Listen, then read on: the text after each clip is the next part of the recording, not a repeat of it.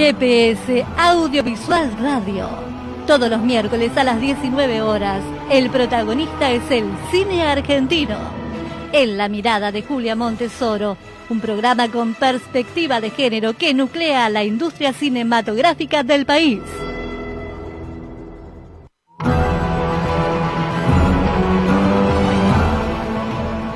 Buenas, buenas, buenas.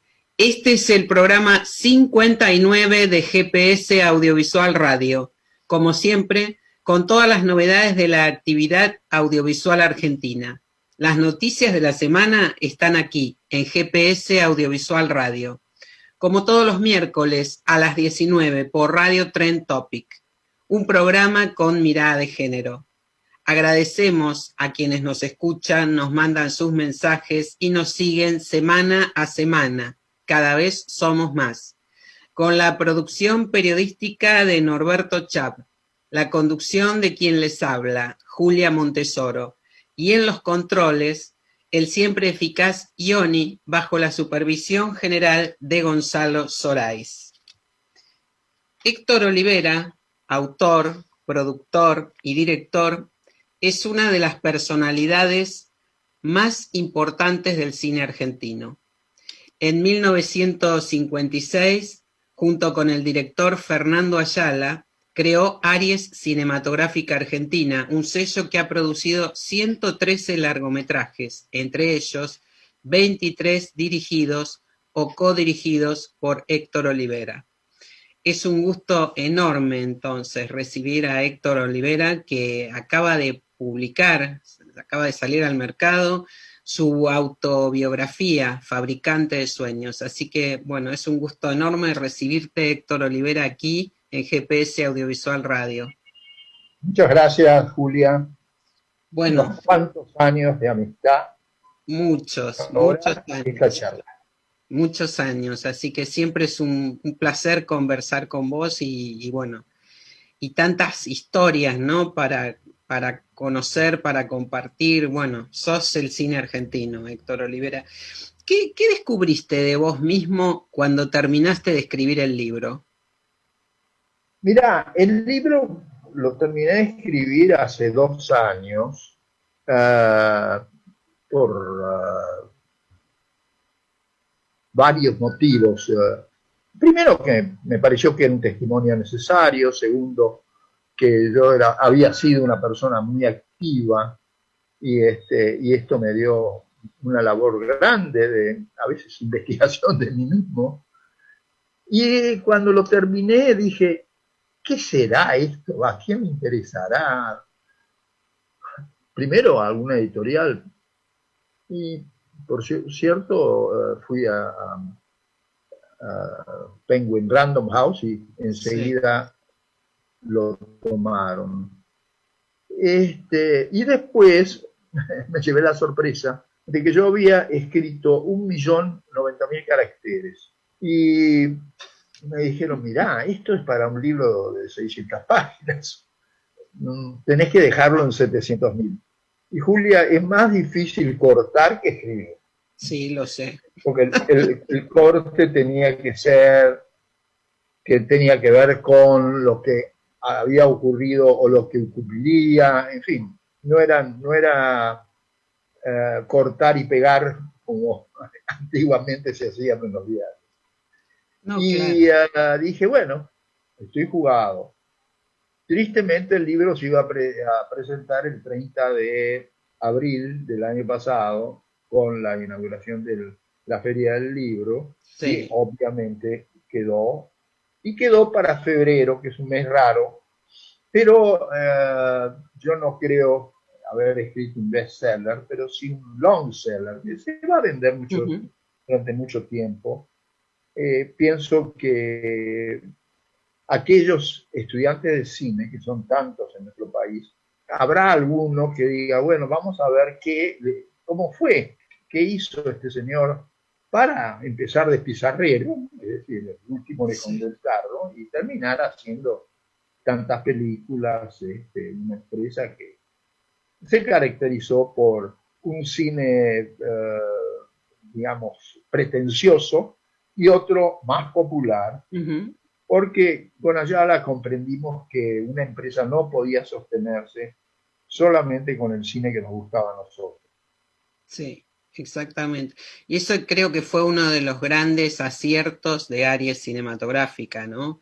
Tener esas dos líneas de producción, películas muy populares, digamos, y después toda una línea de historias que también muchas de ellas fueron de gran convocatoria, Héctor. Sí, sí, por supuesto, es decir, el buen cine no quiere decir butacas vacías, buen cine Ah, es mucho mejor si tiene las butacas llenas. claro. Nosotros hemos tenido películas que han quedado como clásicos con muy buena asistencia del público y que han perdurado en la memoria de la gente. Ujú. Así es, así es. Ahora, ¿y cuándo empezaste a vislumbrar que tenías que volcar estos 75 años de vida, de historia del cine en un libro? ¿Cómo fue ese proceso, Héctor? Empecé contando anécdotas. Y yo tengo tres hijos varones, Javier, Marcos y Andrés. Y una vez Marcos me dice, papá, basta ya de tus anécdotas, sos un anecdotario. Mira, lo mismo le dijeron al Gabo García Márquez, y yo, sin pretender lo mismo. Y él contestó, si no, yo no hubiera escrito Cien años de soledad, si no fuera una anecdotista. Ujú, Bueno, es lo mismo, yo no hubiera hecho tanta ficción en el cine. Lo ujú. que pasa es que, en fin, me parece que son anécdotas sabrosas. Y un buen día dije, voy a escribirlas. Y me dije, no, yo creo que es más interesante mi charlas con la realidad y con muchas cosas. Y empecé de niño y tracé tres líneas, una que era la personal, hijos, marido, mujer, Dolores en este caso, y el ciudadano que ha atravesado todas estas épocas políticas Ujú. tan diferentes y alguna es muy permanente.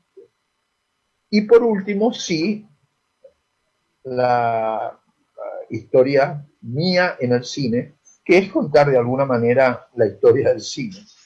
Sí, sí, ya lo creo.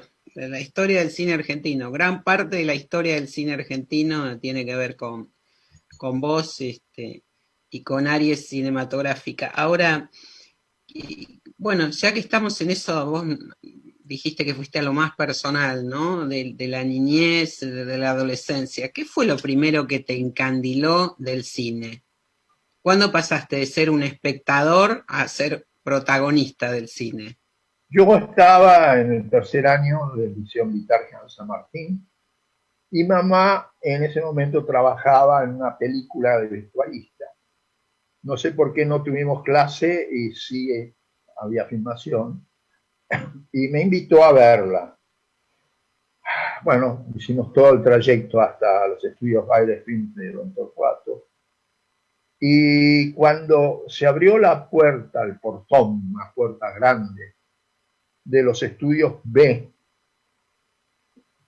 y había una Viena del 1800 construida para una película sobre Schubert, eran estos temas que hacía el cine argentino Claro. entonces. Y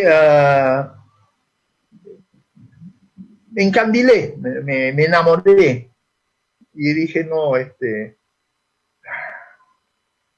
esto tiene que ser mi vida. Pero fue automático, salí de ese estudio diciendo, sí, esto va a ser así. Durante el cuarto año se ve que me dejé estar con los estudios, leía libros de cine, sobre cine, y también no sé qué habrá pasado con la conducta y las aptitudes militares, el hecho es que perdí la beca que había ganado 4 años antes. Y mamá me dijo, bueno, a trabajar y estudiar. Y yo le dije, no, mamá, a trabajar, pero no a estudiar, porque vos conocés esto mejor que nadie. El cine hoy te cita a las 8 de la mañana, la filmación, no el cine, la filmación, el trabajo previo de un ayudante de dirección, y al día siguiente es a las 8 de la noche. Así no se puede estudiar. Y yo sé que un ayudante trabaja no 8 horas 45 minutos como se acostumbraba, sino 10, 11 horas, lo que fuera. Mucho más, claro. Así es que ni siquiera soy bachiller, gran secreto guardado, sobre todo para mis hijos varones, 3 primeros, porque que yo quería que por lo menos fueran todos bachilleres, Ajá. porque ninguno siguió este, la academia, la terciaria, etc. Ujú, ujú. Y bueno, así empezaste entonces, te fuiste metiendo en Sí, pizarrero. fui ayudante de dirección segundo, es el de la pizarra, y a mí me Ujú. parecía maravilloso que yo hiciera clac, escuchar al director decir acción, y se pusiera en marcha todo ese sueño que era un rodaje. Ya te digo, gocé el cine, viví del cine. Ujú.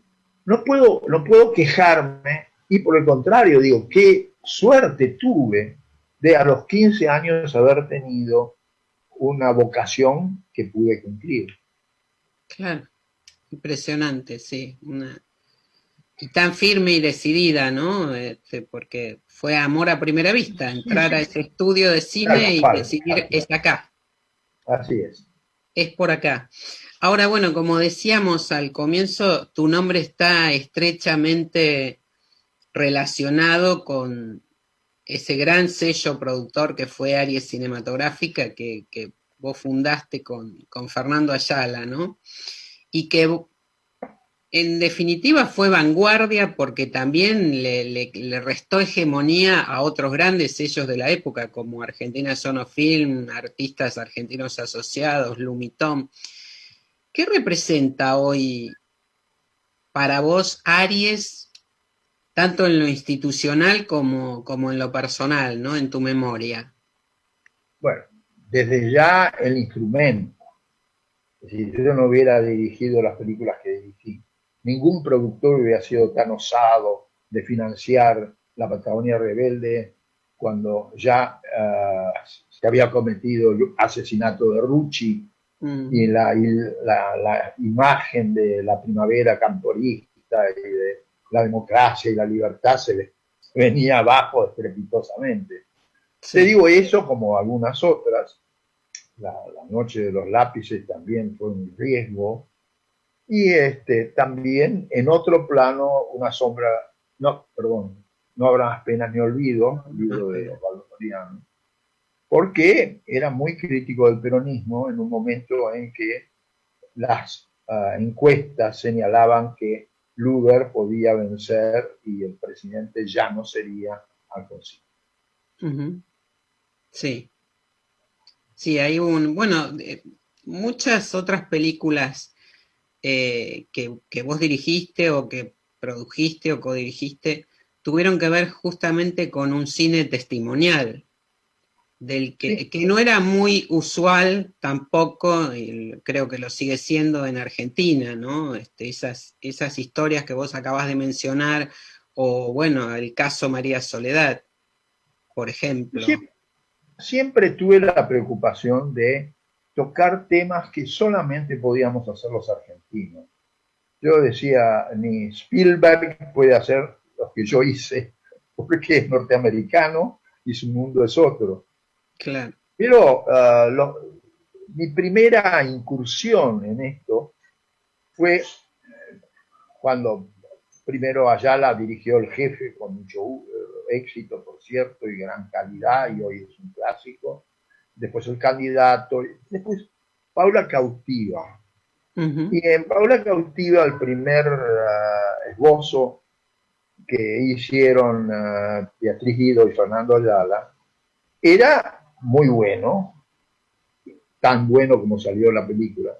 Pero yo le dije, ¿por qué no enmarcamos esto en los enfrentamientos de azules y colorados, esas dos ramas del ejército argentino?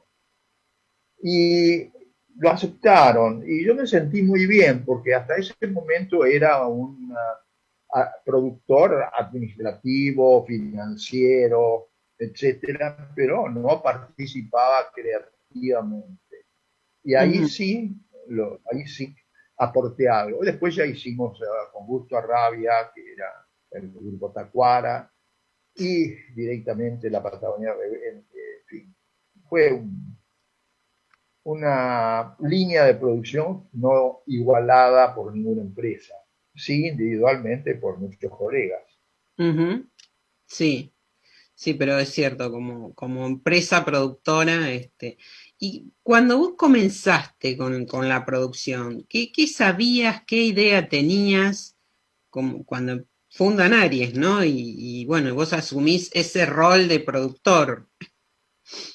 Mira, yo había sido ayudante de dirección, pero estuve 5 años al lado de un gran productor que se llamó Eduardo Bedoya y aprendí todo lo que había que aprender.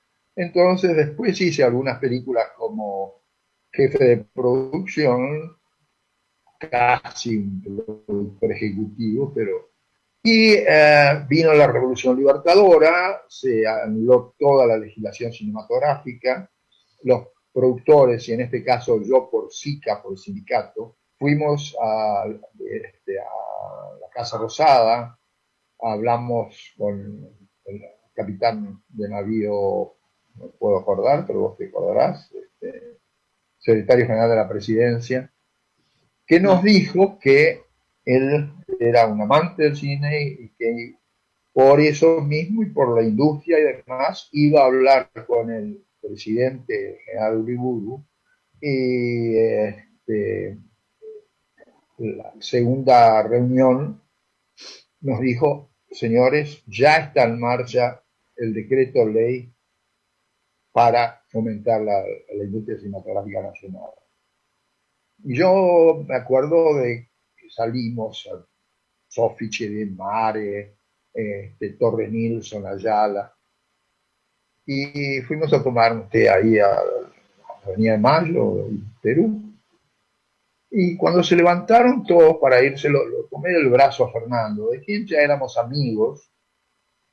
Y Fernando, ¿escuchaste lo que dijo el capitán Manrique? No me acordaba del nombre.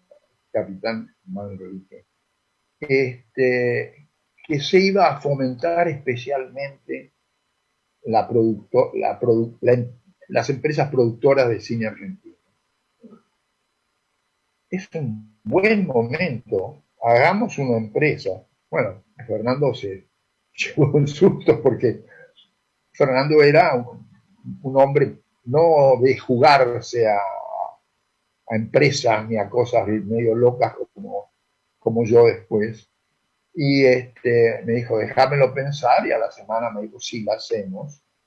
Y Ujú. la empresa nació en el 56, hizo algunos cortos, etcétera, y recién en el 57, cuando salió el decreto ley 62 de ese año, nos dimos a la búsqueda de largometrajes y se descartaron algunos. Y cuando Fernando leyó el cuento El jefe de David Viñas, dijo, esta va a ser la película, lo leí, me pareció buenísima idea. David estaba de viaje por Bolivia, una especie de viaje iniciático, de esos que antes se hacían a París, pero él empezó por Bolivia. Se enteró de que estábamos interesados en su cuento, y me acuerdo que tuvimos un almuerzo donde quedaron establecidas las pautas, y así nació la primera película que fue, por cierto, muy bien criticada por los especialistas, tuvo el recuperado Festival de Cine de Mar del Plata del 59 el premio a la mejor película de habla castellana. No tuvo el primer premio porque se lo llevó este muchacho Ingmar Bergman. Mirá quiénes teníamos en esa época en Mar del Plata. Bueno, y a partir de ahí hicimos otras películas y se fue engrandeciendo, sí, engrandeciendo, sí. Engrandeciendo la empresa. Sobre empresa, todo cuando, sí, después de haber hecho varias películas de las que nos gustaban a nosotros y que no llevaban público al cine, un día iba caminando por la calle de Chile y vi un cartelito que decía Hotel Alojamiento. Y dije, wow. Coincidió con una nota gráfica y muy sensata de Horacio de Dios en el diario El Mundo, y lo agarré a Ayala y le dije, mira, olvídate de tu familia, de tus amigos, de tus colegas y sobre todo de los críticos de cine, hagamos una película reidera, pero a más no poder, en base a esto. Y la película se hizo y fue un éxito extraordinario, extraordinario. Sí, sí, sí, absolutamente, sí. Explotaron las salas, ¿no? Que además, recordemos que en ese momento eran salas enormes en relación a lo que es hoy, lo que son hoy las salas de cine, ¿no? Eran Sí, al mismo tiempo, más de 1000 espectadores por sala en general. al mismo tiempo, cuando uno habla de la cantidad de espectadores que se hacían, dice, bueno, pero ahora meten 3 millones. Y digo, sí, con 300 copias. En aquel entonces había que hacerla con 27, 28, 30. ¿Por qué? Porque costaba mucha plata, positivo, todo el lanzamiento de la película, y no daba para hacer 50 copias. Sí, sí. Pero además esas copias iban por el interior del país, por el Gran Buenos Aires. Ustedes también instalaron esa costumbre y No, eso venía iban, del primer momento del cine nacional industrial que lo inauguró Argentina Sonofilm, ¿no? Tango. Pero ustedes acompañaban esos lanzamientos nosotros en el Gran Buenos acompañábamos, Aires, en el interior del país. íbamos bastante al interior a apoyar la película, a publicitarla, etc. Ahora, bueno, recién mencionabas a Fernando Ayala, que ustedes conformaron una dupla indisoluble, ¿no? En el Yo lo cine. conocí a Fernando cuando en una película de que había dicho Monguano, no me acuerdo, creo allá en el 70 y tanto, me parece. Él era asistente de Francisco Mujica. Él hizo varias como asistente de Francisco Mujica. Sí. Y después coincidimos nosotros en algunas, como él como asistente y yo como segundo ayudante. Y, por ejemplo, era una amistad muy particular porque yo lo trataba de usted. Él tenía 10 años más que yo, pero él era asistente y yo era segundo ayudante. Así que después nos hicimos más amigos, íntimos amigos, y esa relación duró hasta su muerte en 97. Fue una relación muy creativa, en que cuando uno tenía una idea la discutía con el otro, a veces uno tenía que aferrarse a la idea de hacer una película, como fue el caso de No las penas ni olvido. Ayer decía, hagámosla después, le digo, Fernando, si gana Luder no se puede hacer por obvias razones y antecedentes. Y si gana Alfonsín, mucho menos, porque es una película, se trataría de una película oficialista. Vamos a jugarnos y nos jugamos, y fue un gran éxito y se estrenó un mes antes del triunfo de Alfonsín. Incluso alguien me llegó a decir, tu película ayudó a Alfonsín. Yo no lo creo, pero me envanezco en repetir. Ahora, ¿por qué crees que necesitabas contar ahora y no antes los detalles de esa relación con Fernando Ayala? Porque yo estaba escribiendo mi autobiografía. Uh-huh. Y si yo no creía en mi autobiografía, no la iban a creer los demás. Es decir, hubo dos temas personales de los que jamás había hablado con nadie. Una, mi relación inicial con Fernando, y después el hecho de ser bastardo, para usar la peor de las palabras posibles, de ser hijo ilegítimo, algo que me enteré a los 50 y tantos años y que no me perturbó para nada, para nada. Uh-huh. Entonces decidiste que este era el momento No, en es que Fabricante de Sueños. te repito, yo si estaba escribiendo mi autobiografía, tenía que ser sincero en todo, porque hubiera un gobierno peronista en el poder, yo no iba a renegar de mi radicalismo nacido en 1951 en la proclamación de la fórmula Balbín-Frondizi. En fin, creo que es imprescindible transmitir eso. Uh-huh, uh-huh. Ahora, Héctor, por alguna de las películas que hiciste, que hicieron en Aries, ¿tuviste temor en algún momento? ¿Sentiste miedo? ¿Sentiste que había un límite ahí en el que podía peligrar algo de ustedes, de Aries? Porque ustedes pasaron muchos episodios también de censura, Muchos. En lo que a mí respecta, durante el proceso me prohibieron o me anunciaron que no iba a tener ningún apoyo si hacía tal o cual película.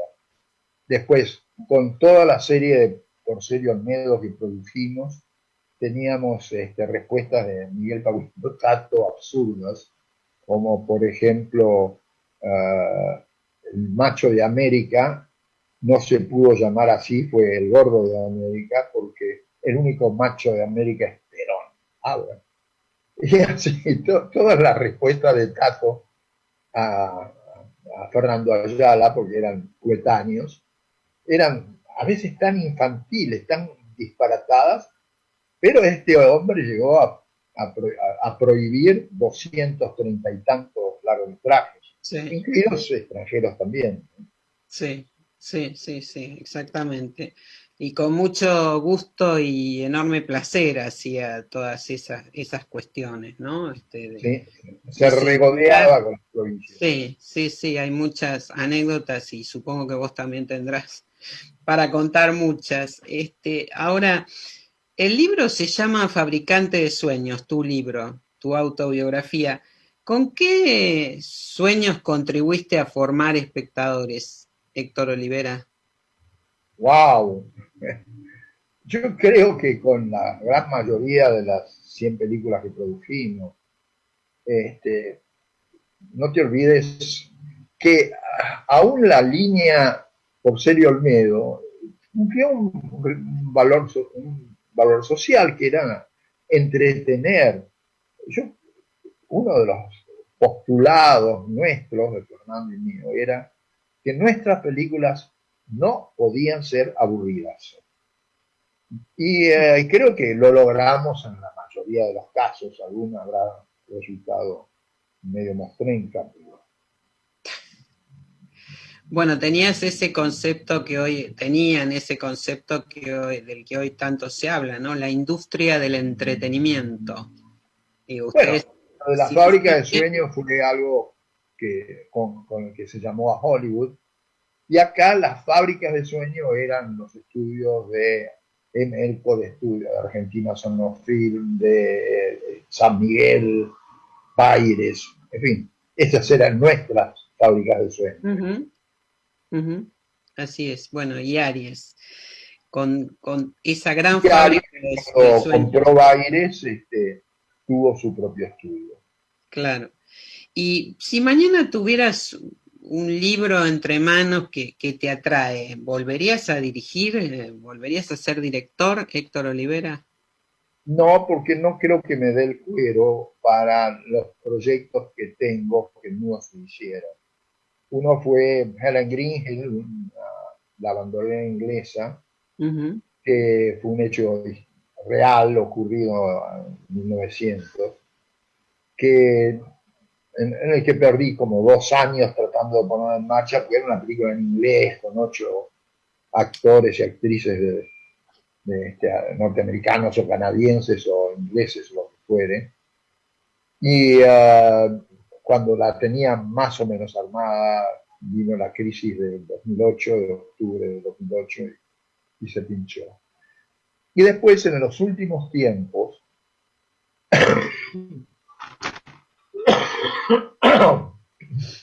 perdón, Ah, está bien. y después, en los últimos tiempos, me dije, pensar todas las películas que hemos visto de la conquista del oeste norteamericano, y no hay una sola película, por lo menos memorable, sobre la conquista del desierto. Eva ríspido, reconozco. Sí. Y me puse a leer al respecto.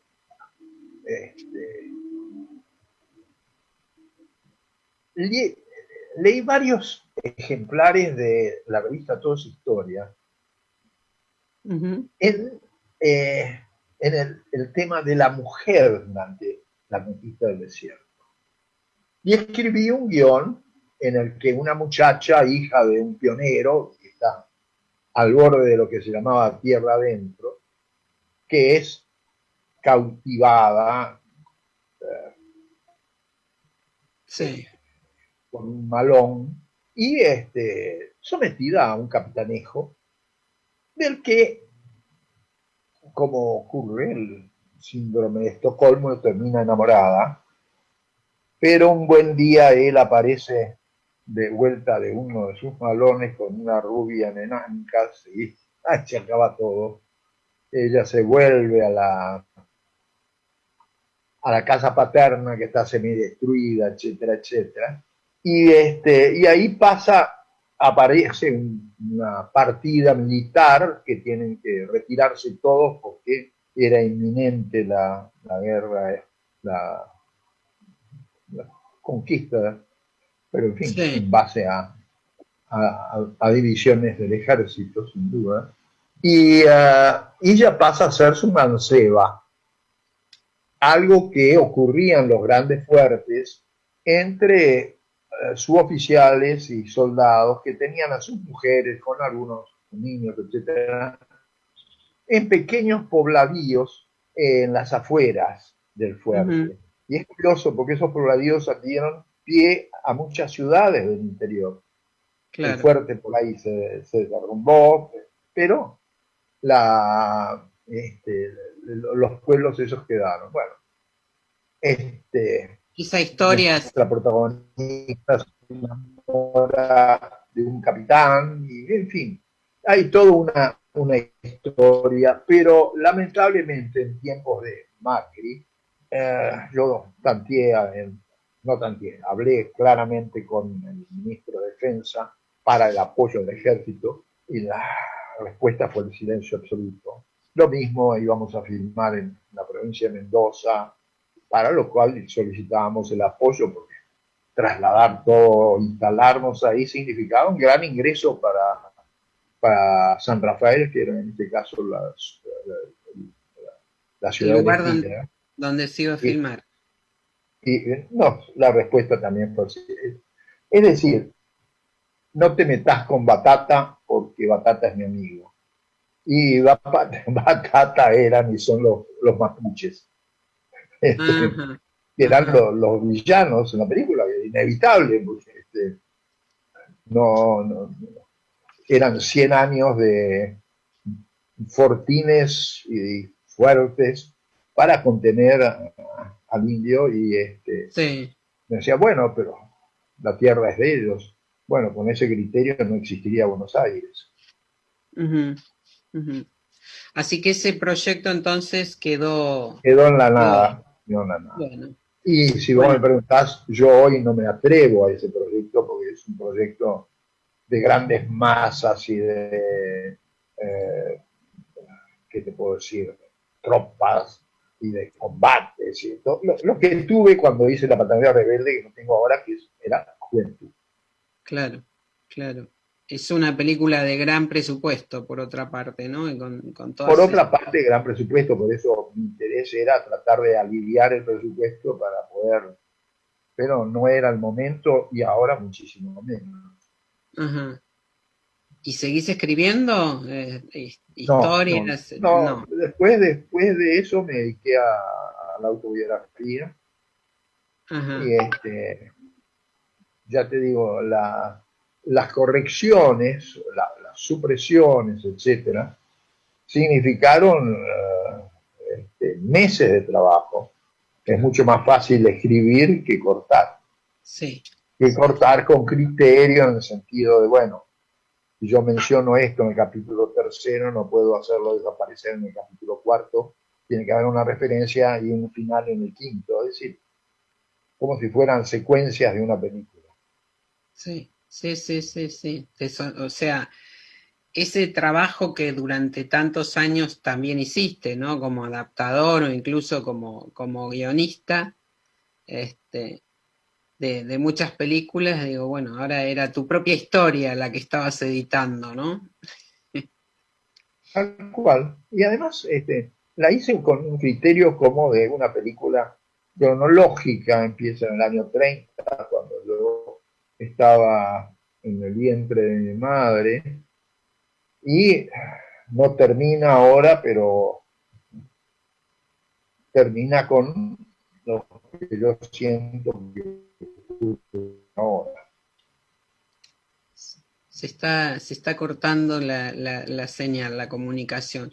Héctor Ah, Olivera, un placer enorme y un honor también que hayas participado, que nos hayas acompañado en GPS Audiovisual Radio.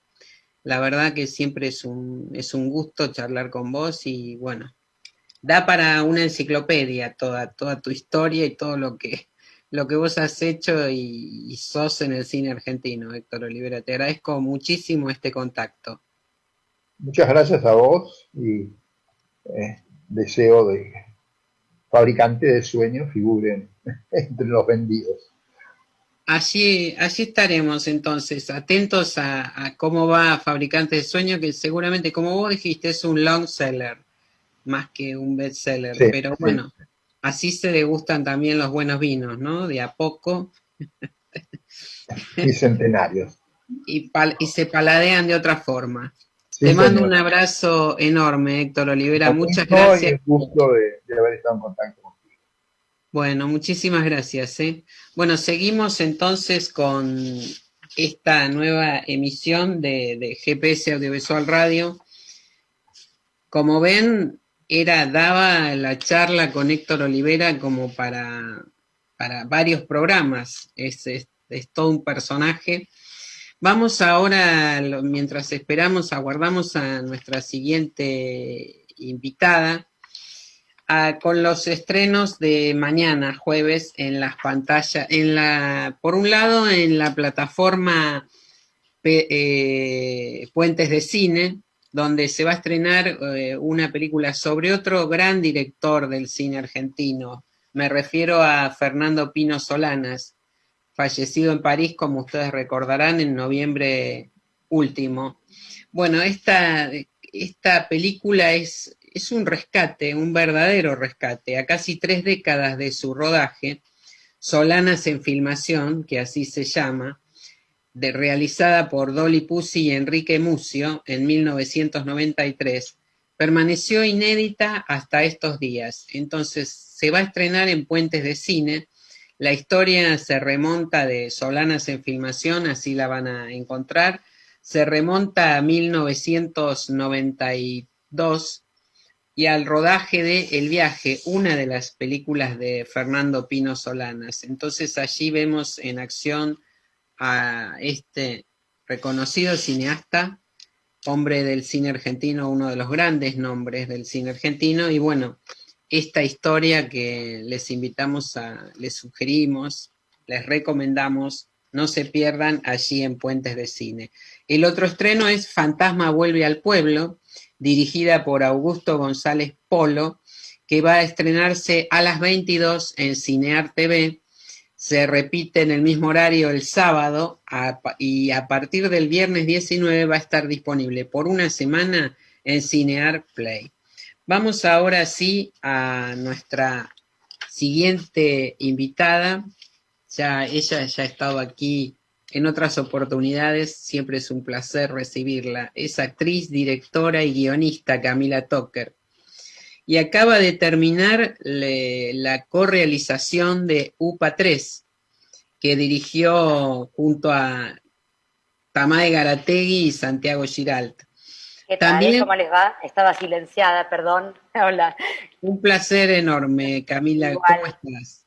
Bien, muy bien. Decía que estás en un momento de mucha actividad, ¿no? También terminaste un clip musical, que es otro de los trabajos que vos De que las vos variantes, realizás. sí, de las tangentes del audiovisual por las que exploro, sí. Y bueno, hay un proyecto secreto ahí dando vueltas del que también vamos a hablar, ¿no? Mira, me estaba acordando que hace exactamente un año estabas casi con un pie en el avión para viajar a Los Ángeles a filmar escenas de UPA 3. Así es, y nos frenó la pandemia, como a todos, como a todos. Sí, sí. Casi con un pie en el avión, literal, a una semana de viajar. Sí. Así que nos reinventamos acá, usamos la pandemia. Bueno, queríamos ir a hacer UPA 3 a Los Ángeles, donde estos tres personajes, estos tres wannabe del cine argentino, se iban a la Meca a buscar suerte. Así que teníamos realmente todo listo para ir a robar a Los Ángeles, en realidad, a robar locaciones, robar imágenes para estos tres personajes patéticos que armamos, y la pandemia nos detuvo.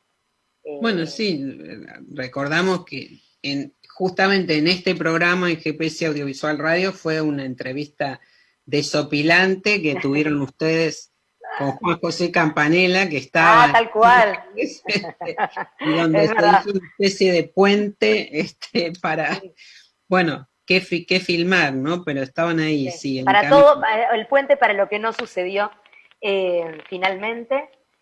Pero bueno... pero la reconvirtieron. La reconvertimos porque todo se transforma, sí. Y más siendo los UPA, toda restricción nos devuelve un impulso creativo o un desquite, al menos. Así que estuvimos un poco parados al principio porque no sabíamos bien cómo retomar digamos, el bajón, después del bajón del viaje frustrado, pero pensamos que nada más UPA, nada más UPA para estos personajes, que era que el viaje se frustre por una pandemia mundial.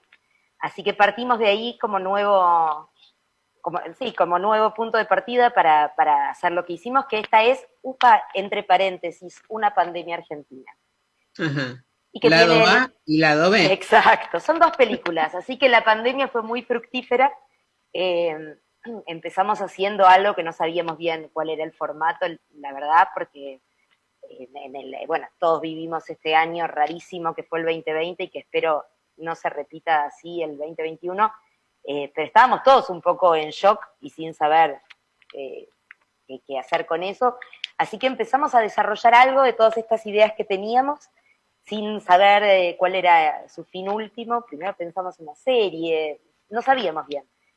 Finalmente empezamos a editar la película y bueno, fueron dos, porque teníamos mucho material que no queríamos deshacernos de nada, así que logramos hacer estas dos partes que hablan un poco de lo que fue el paréntesis el interruptus y el paréntesis mundial, pero bueno, en la vida de estos personajes. Ujú.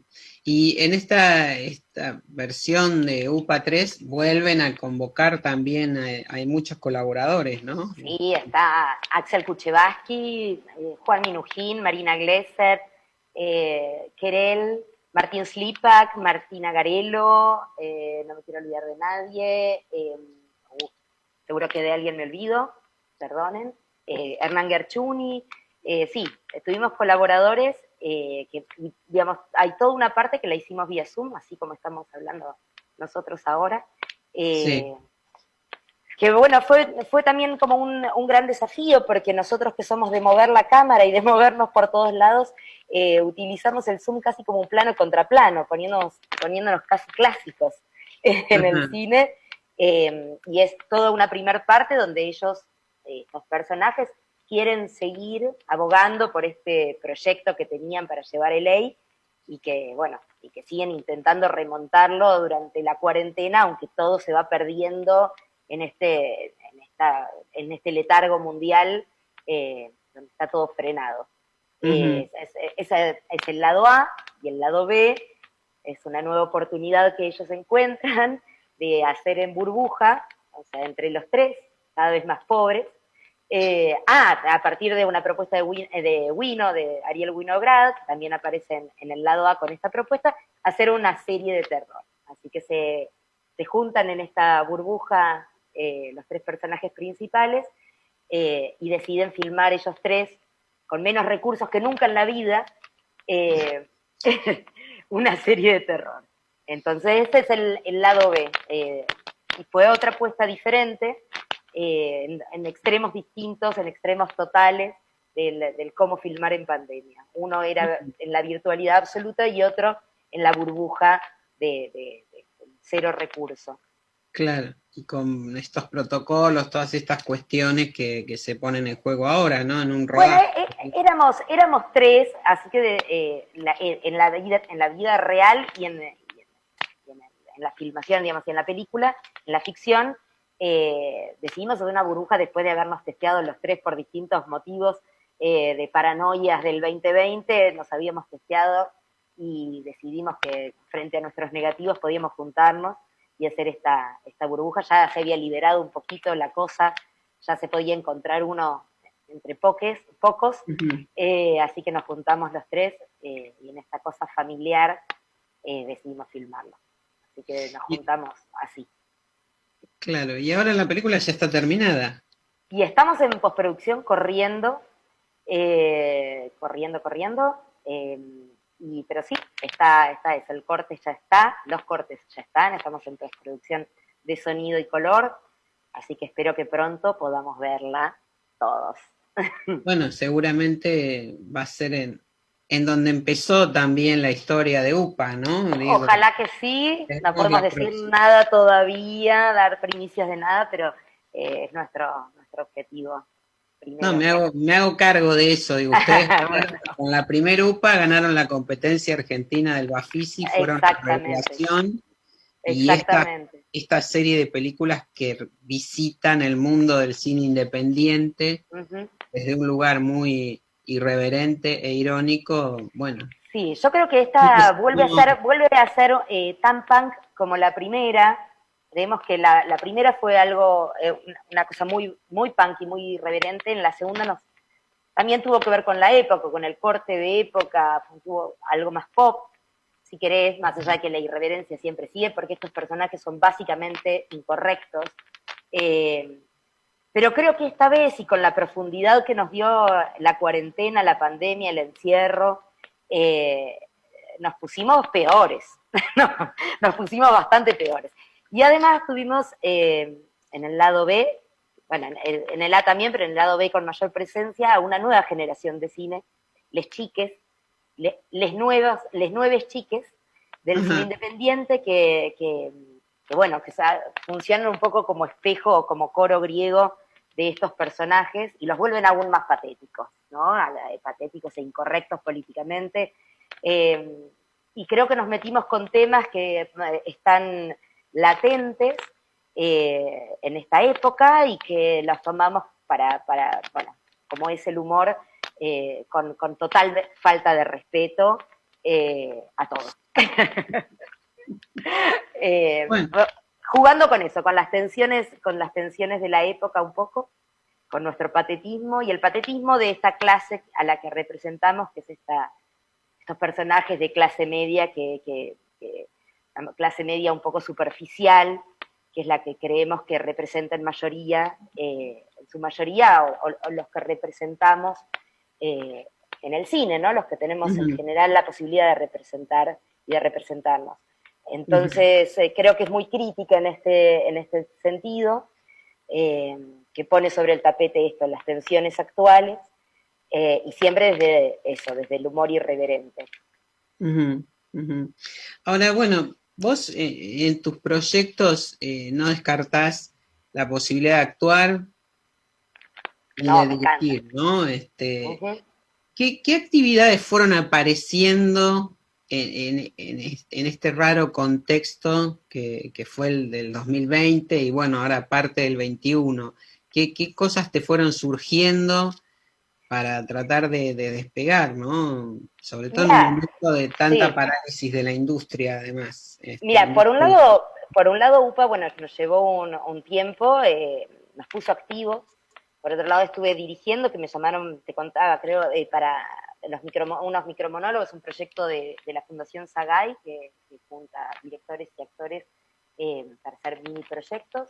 Así que estuve un poco con eso, desarrollando las cosas que uno venía desarrollando, porque creo que todos tomamos este año muy para desarrollar, porque no podíamos hacer casi nada, así que supongo que cuando todo se libere vamos a estar todos en boxes, así, esperando para salir a hacer cosas, así que seguimos desarrollando con Tamae, tenemos una serie que se llama Bataclana, que es un policial en el teatro de revista en los años 90, que venimos desarrollando hace unos años, pero este año quizás impulsamos más la etapa de desarrollo porque justamente no podíamos salir a filmar. Empecé con esto de la ópera rock, una ópera rock yo vengo trabajando con un músico muy amigo, Fernando Tur, que es músico de mis películas y que además el formato de videoclip lo vengo experimentando bastante, explorando bastante con él, no solo con él, pero sí bastante con él. Y ahora nos agarró esta locura de la ópera rock, así que empezamos a escribir y a diseñar un poco a partir de un diálogo entre algo que yo escribo y algo que él me devuelve con la música y viceversa. Empezamos con eso y bueno, y los otros días me invitó mi amiga y compañera Tamae a un proyecto loco, como todo lo que ella hace, que está re loca. Proyectos secretos, ahora no puedo decir nada. Pero sí, bueno, actuar, nosotras siempre coescribimos y codirigimos, nunca yo actué en sus películas, digamos, esa relación no la habíamos tenido nunca, y fue muy divertido, muy divertido. Ajá. ¿Pero están filmando o están ensayando? Porque bueno, todos vimos esas fotos tan inquietantes, lo digo en el buen sentido, porque por lo sexy que se te ve en esas fotos. ¡Ay, gracias! Y pensé si tiene que ver con Bataclanas, justamente. No tiene que ver con Bataclanas. Sí, es un proyecto que empezamos a filmar alguna cosita, algunas jornadas, pero bueno, en principio es para empezar a tirar algunas imágenes que acompañan a su desarrollo. Todavía no es la película. Así que por ahora viene así, estamos investigando un poco. Ella ya venía trabajando con Martina Garelo, que es la protagonista, y con Nicolás Goldsmith, y está Lorena Damonte también, y Chan, que ya laburó con ella, con Tamae un montón, así que yo me incluí en el elenco, me incluyeron en el elenco ahora para probar estas cosas de medias de red, pelucas y tacos. Sí, ¿cómo te encontraste ahí con ese look? Y siempre es divertido, actuar es divertido. Actuar es jugar, así que siempre es divertido y uno se calza una peluca y ya sos otra persona, ya estás en otra cosa. Así que nada, fue muy divertido con todo ese vestuario, además un poco tullida, no quiero contar mucho, pero estaba entre sexy y tullida, así con una especie de faja y de cuello ortopédico y bastón, así que era una cosa extraña para componer, muy divertida. para jugar. Ajá. Y eso es una película. Eso es una película que está desarrollando Tamae, así que bueno, también eso empezamos son unas pequeñas jornadas en las que, yo trabajé en esta última, pero están trabajando, pero en parte para el desarrollo y ojalá que pronto se filme entera. Pero bueno, son esas cosas que, parte de esto que vos decías, de enfrentar la quietud o el parate del 2020, es empezar a tirar todo, ¿no? A tirar tiros para todos lados, como quien dice, y desarrollar, y a esperar a que los protocolos nos permitan seguir con la actividad. ¿Y Bataclanas qué sería? ¿Codirección? Es una codirección, sí. Una serie.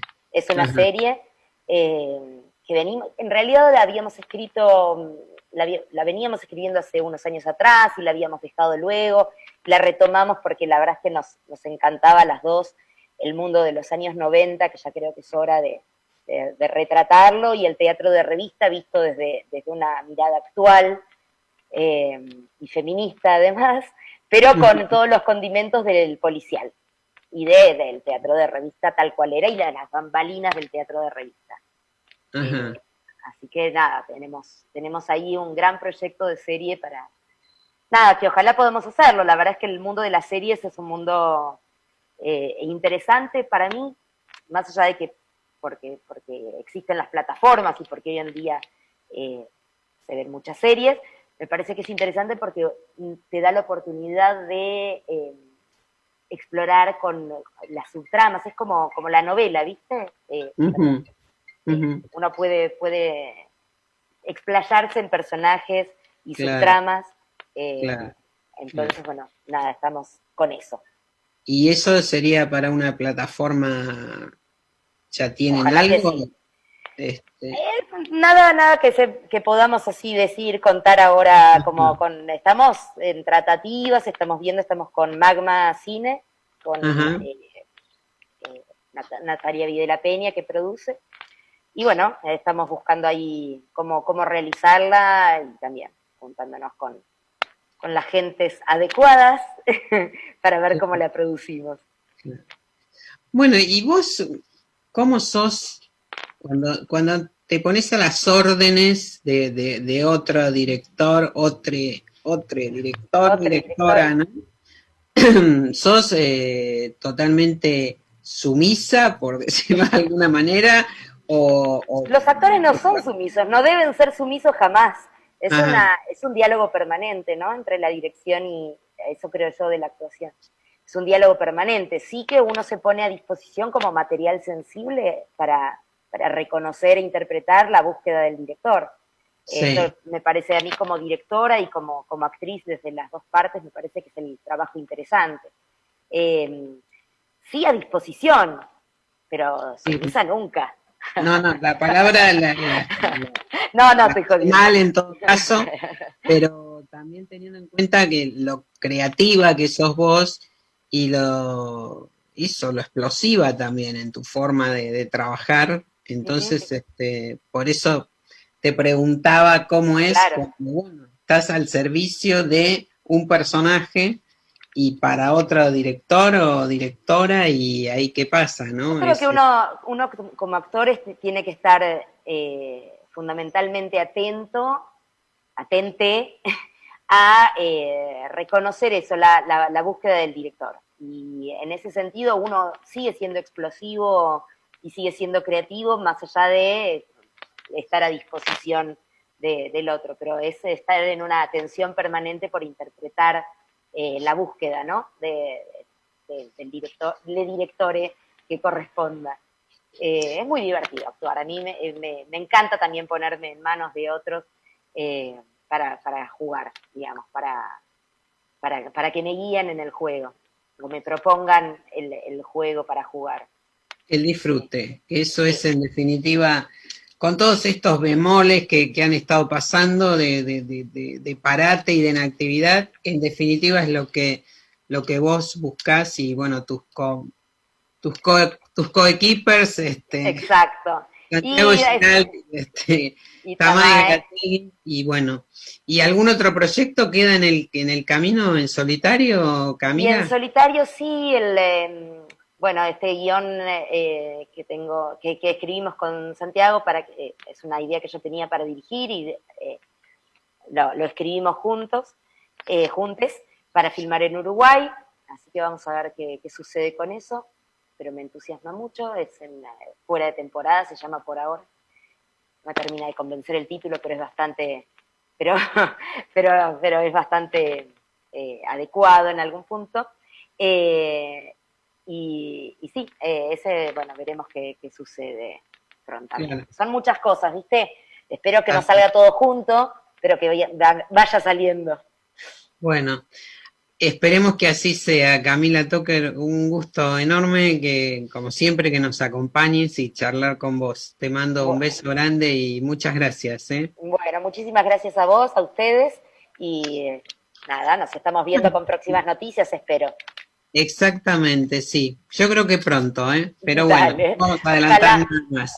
Ojalá. Bueno, te mando un beso. Gracias. Un beso grande, gracias. Toker. Bueno, gracias por estar con nosotros desde hace 59 semanas ininterrumpidas.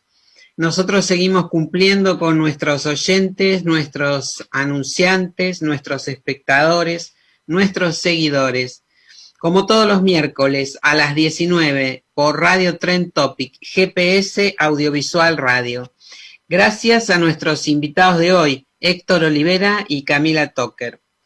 Como siempre, cerramos el programa dándole las gracias a la madrina de GPS Audiovisual Radio, a la querida Mercedes Morán. Síganos en nuestro portal de noticias www.gpsaudiovisual.com. Allí van a encontrar todo lo que fue pasando en este programa y muchas otras informaciones.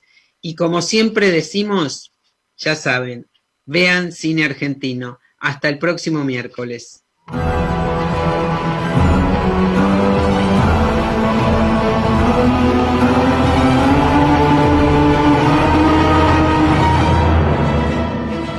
Esto fue GPS Audiovisual Radio.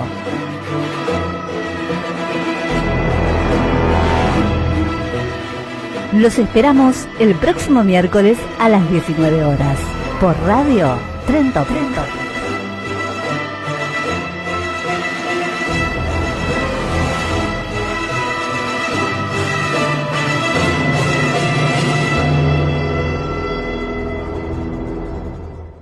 Para prevenir el coronavirus